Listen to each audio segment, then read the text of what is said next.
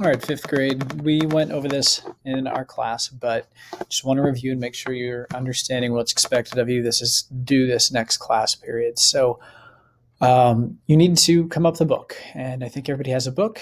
After you have a book, you need a hook. A hook is something that's going to get everybody's interest, what's going to drive them to want to read this book. So you can say something from the book.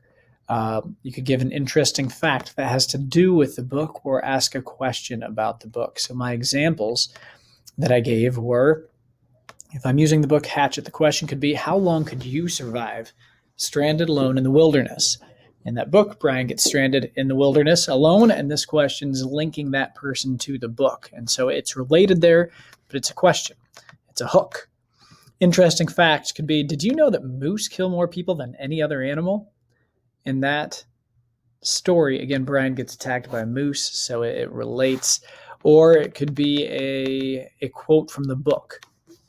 I found this quote to be pretty engaging. My name is Brian Robeson. I'm headed to the oil fields in Canada. I don't know how to fly a plane. Is anyone listening to me? It's kind of a big deal. He doesn't know how to fly a plane, and he's obviously must be in a plane. Why else would you tell people, I don't know how to fly a plane? So that's the first part. You have to have a hook. You don't have to have all three of these. You do have to have one. Part one. Okay. Part two, you have to have a body of your outline. So the body, for right now, you can just list, and that's okay. The setting, where does it take place?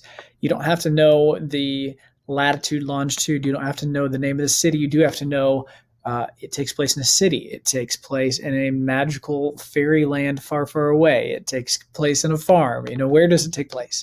2 to 3 main characters. Sometimes there are more, but try to stick with just the main characters. Charlotte's Web is about a pig and Fern, her owner. Are there more characters? Absolutely. But Charlotte, the pig, and the owner are the 3 main people, right? Fern, Charlotte, and Wilbur. Those would be my 3 main characters. And then genre, you know what genre is, but what style is it? Is it action? Is it adventure? Is it romance? What is the book? So you can just list those for now. But for our next step, you're going to need to put these in sentence form, and so it's not just listing, because that would be boring. Why you'd recommend this book. So in my example, why you'd recommend this book, I put, for anyone who loves nature, action, and adventure, I would highly recommend Hatchet by Gary Paulson. So when you recommend this book, you need to include the book name, and you also need to include the author. So why? Because if you like, and then whatever the book is about, then you would love the book name by the author.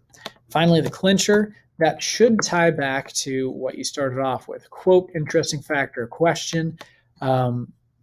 Somehow it should tie back a little bit. So for my examples, I put, end with a question. Will he survive, find food, or be rescued? Whoa.